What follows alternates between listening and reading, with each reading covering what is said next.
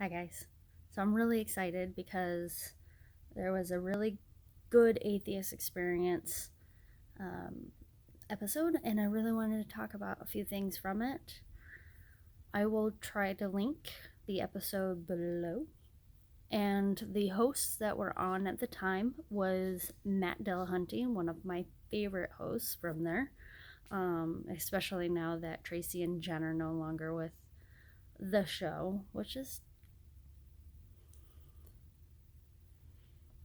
bittersweet, I guess. I mean, I know that they've both been doing it for a while, and they gave such a. I just love their perspective. It's a different perspective, but they're on Godless Bitches, and that's a really cool show too. Although I don't watch that as often. Um, but anyways, so Matt Dillahunty is on there, and Eric from Talk Heathen was on there as well, and he's adorable. And sending love rings. um, but I want to specifically talk about Matt Dillahunty's perspective on caller Ryan from Florida. Now, from this particular video that I'm going to link to, fast forward to 46 minutes and 15 seconds. I mean, or watch the whole thing, but specifically, this is the area that I wanted to speak about. And if you go from that one all the way on to about the hour mark, is what is the area that I found the most exciting and what I want to talk about today. And in the notes of the episode, they actually said Ryan, Florida, and then the topics that it covers is what would convince you that God exists, and then slavery in the Bible. And of course, this is going to end up going to Exodus 21:20, which is a problematic section of the Bible. And I'm pretty sure starting at, and then later on in the show, if you make it past the hour mark, Brandon from Arizona also speaks about slavery and then goes into Joseph's tomb being found, and pretty much the entire episode is amazing, and there's a bunch of callbacks to previous calls throughout the whole thing, and it's great. But I think the reason why it stood out mostly is because even when listening to the atheist experience, it could be frustrating, both to a believer and a non-believer, because of the fact that half the time people are speaking past each other. People are so set in whatever their beliefs is that it can be really hard to really find the nuggets of truth or the nuggets of yes, that's exactly what I've been trying to say, or oh, that's interesting.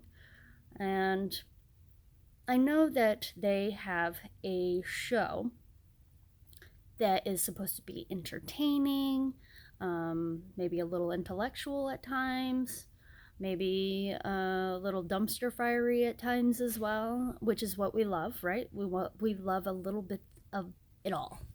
And I think that because they are entertaining, they give invaluable perspective from people who know the Bible very well. They know the apologetics very well, and they're able to communicate the non-believer's perspective. And I think also they're able to communicate the humanist perspective, as well as the importance of critical thinking and logic and rational thinking and naturalistic thinking, versus arguing from a supernatural perspective. I appreciate the more nuanced discussions, when it's not driveled, driveled, maybe that's not the word, when it's not smothered with semantics and context, and or not really context, because context is important, but the apologetic context, the avoiding questions. And it's super frustrating, whether it's a theist or an atheist or anyone in between, when someone isn't actively listening, because they're already bought in, right? They already have their perspective, so why should they even bother? And I think too, because we already have our biases and we already have our preconceived notions of where we feel like they're going to go, that sometimes people are already thinking about how they're going to respond instead of actually listening to the discussion that is in front of them.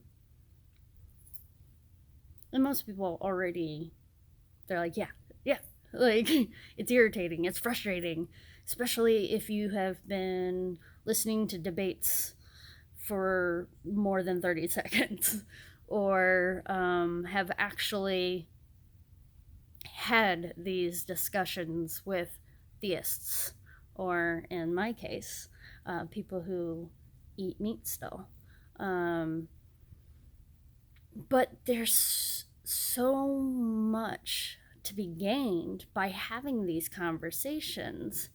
And one of the reoccurring questions that we often get as people who push back online, whether it be social media or arguing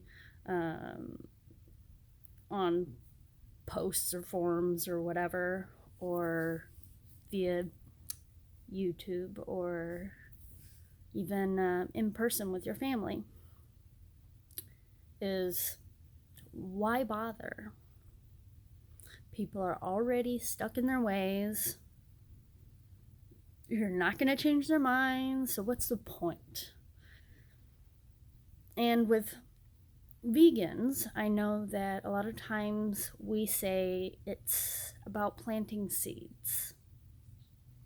You never know, and I know even Matt Dillahunty has said this before, that you never know if you're going to be that last straw that breaks it, that gets people over that hump. And you don't know where they are on their journey. So they could be in the beginning of their journey, where they just have a trickle of doubt of whatever their belief is, whether it be religion, politics, supernatural thinking, even the various woo that's out there. And heck, we can even go with nutrition. But it is, yeah, it changes. You don't know where they are. 2 years ago, I was eating meat, and I could have been told the exact same arguments that I use now, and it probably wouldn't have worked. But at a certain point in everyone's journey, you have that light bulb moment before you change your mind. And it's those moments that non-believers and vegans and people that are on the other side of politics, they've already done their due diligence, right? especially the ones that are the most vocal about their perspective. They've done that research. And if they are so passionate about it that they are dedicating their lives and they speak out so often about the subjects like veganism or religion, things that are controversial, they aren't the ones that haven't done the research. Most likely, these are the people that have been on the other side, and they have found what works for them, and they know the common arguments and the responses to those common arguments, and obviously they got over that hump, right? So let's go back to the conversation. I know I meandered a little bit there. So, not knowing where you are in your journey and where you lie on the spectrum of belief or non-belief, or even whether or not you eat meat or not, doesn't matter. Let's talk about Matt Dillahunty and the conversation with Ryan, the caller from Florida. At minute 49 and 30 seconds, Matt Dillahunty asks the question. And the question is it moral? Is it morally correct to own another person as property? The immediate response from the caller was no, of course. At minute 49 and 48 seconds, Matt Dillahunty asks, does the Bible allow people to own other people as property? The immediate answer from the caller was, it does. Then Ryan tries to argue context, semantics. There was a vast amount of mental gymnastics that he was trying to work out, and it was amazing. There was also an analogy at minute 52 that was just fabulous. Seriously, stop this, go look at it. It's amazing. I definitely want to use it. I've already listened to this episode like 4 or 5 times because of how exciting it was to, I mean, this is Matt at his best. He's brilliant. I mean, don't get me wrong, I still think he's wrong on certain things like veganism. But this is his element. He's amazing when it comes to arguing these points. So anyways, he reads the actual biblical passage at minute 53. Exodus 21:20. I'm not going to read it here. I'm not going to bore you guys. I'm already probably boring you. So we'll move on. And most people know what it is. But I think it was important that he read the actual passage at that point, because he goes on to speak about, especially at minute 54 and 53 seconds, about why it's heartbreaking, why we respond with urgency and passion. We're fighting against Bronze Age doctrine and ideals, and it advocates immoral actions, which people have used to subjugate people for years, as he mentioned in the thing. And yes, I wrote down some notes because I feel like this part is important. In any other context, people would not accept it. I know people do care, and I care too. anyone arguing for the Christian morality is arguing that those immoral actions are justified when they aren't. At minute 57, Eric asks if Ryan recognizes that he is justifying slavery. And I thought that that was on point. And they needed to take that moment so that even though you could tell Ryan recognizes that he is doing that. I mean, nobody wants to do rape apologetics ever. Okay, maybe that's a little hyperbolic, but most people, I think people try to do the best that they can.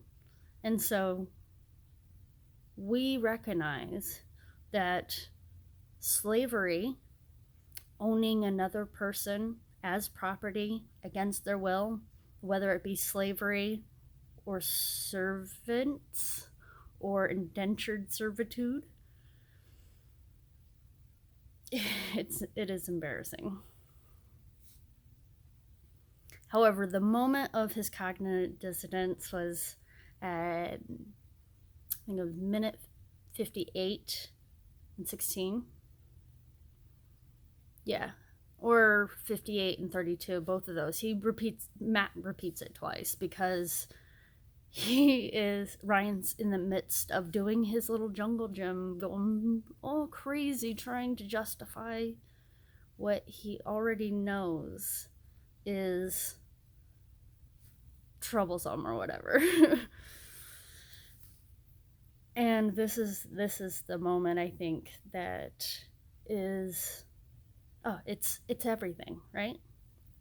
Matt Dillahunty asks, would you be my servant under Exodus 21? Or, excuse me, would you be my servant under the rules of Exodus 21? The pause wasn't pregnant. It was terminated by Matt Dillahunty when he hung the fuck up. And I think it was kind of brilliant that he did. I mean, sometimes Matt is just like, he hangs up too early sometimes. And sometimes he hangs up too late. But I understand, and he even acknowledged later on in the call, a few moments later, of why he chose that exact moment to hang up. And it is to punctuate how important that moment was. He was tired of hearing the gymnastics that Ryan was trying to do of this rape apologetics. And he also was trying to, and I'm sorry for jiggling the camera for a second, adjusting my hand. I need a stand. But anyways, what followed at that point was Matt Dillahunty's plea. And I think probably one of the best explanations of why people choose activism and why people choose to speak out, whether it is about rape apologetics, whether it's about whether or not to have an abortion, or religion, or any other controversial topic. His response broke my heart, but it was patched up by Matt's response. And that is why we fight against superstitious thinking. Why we fight against the cult mentality and the tribalism that we see online and in any type of social situation. I mean, we even see it in the atheist YouTube community. if we look at the drama surrounding the Non Sequitur show, if we look at the horrific Massa Make America Straight Again bizarre convention by the Liberty Baptist Church and the NIFB, I always get that wrong, New Independent Fundamental Baptists. If we it's for no other reason other than that type of thinking, whether it be superstitious or cult mentality or tribalism, while fascinating, it's damaging and harmful within our species. And it's something that we should, I think, actively recognize. It's like when people talk about racism and homophobia and xenophobia and other things like that. The first step is recognizing when you do it. Toxic masculinity, the feminazi, anti-SJW, FSJW, MGTOW. There's so many times where there is inherent harm to our species and to our society that if it continues as it is now, it's not a net positive. And yes, I do think that it will change because people like you, they care, will talk about it. And the more we talk about it, the more people will recognize it when they see it. I think that was one of the best things to come out of things like #MeToo. While I know that there are a lot of people who cringe anytime they see that, even so, it started conversations.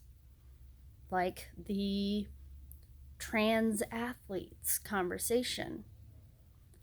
It helps every time we talk about trans rights or LGBTQIA or GSRM or anything along those lines.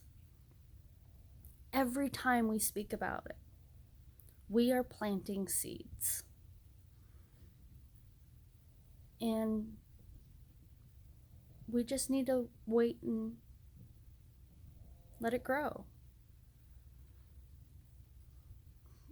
But the more people that are out there planting seeds, saying, I'm an atheist, or, you know what, I just don't know.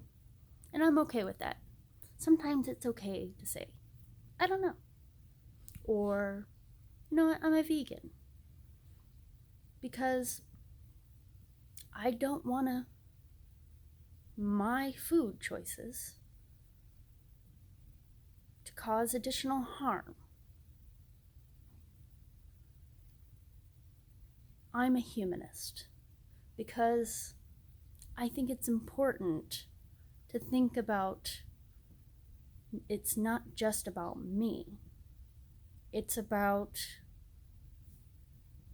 all of us. And though I can be selfish just as much as the next person, I want to be better. Sometimes we strive for things even when we're not quite there. This reminds me also of a man that called in to one of the news shows, and it was phenomenal.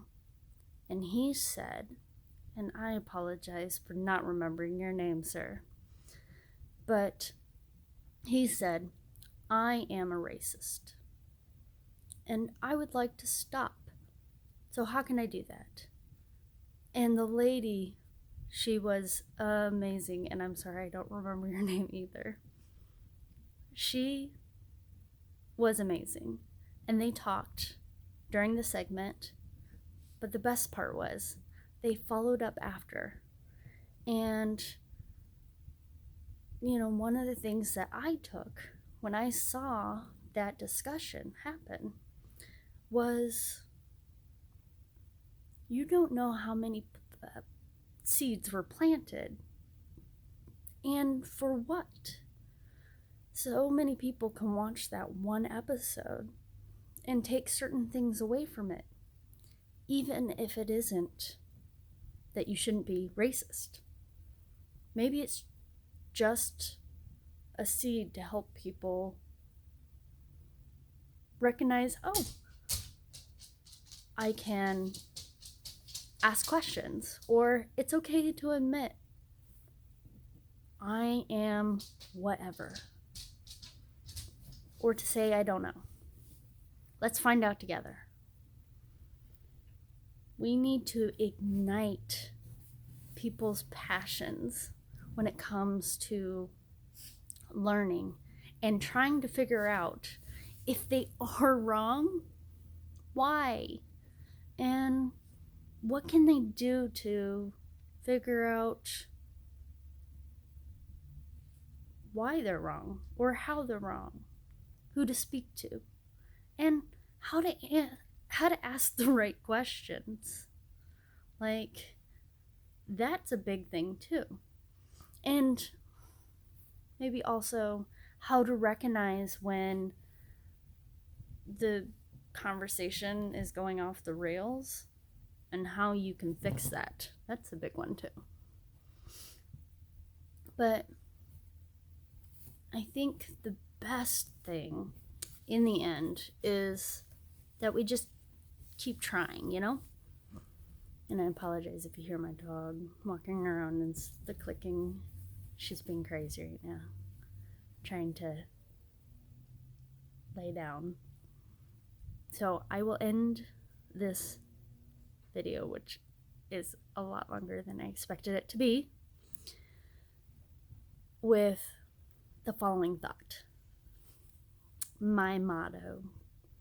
And I know I haven't talked a lot about veganism or my atheism yet on this channel, and I am planning on those videos. I'm just still working on writing those ones out and getting my thoughts together of what I want to say and how I want to say it, because there's so much to say. But I will leave you with my motto. And my motto is, when faced with multiple choices, regardless of what those choices are, always consider, does this cause harm? And if so, to who? To whom? So, the short version, I guess, to rephrase. When given multiple choices, choose the least shitty one. Or at least try to. Alright, that's it for me. I'll see you next time. Bye, everyone.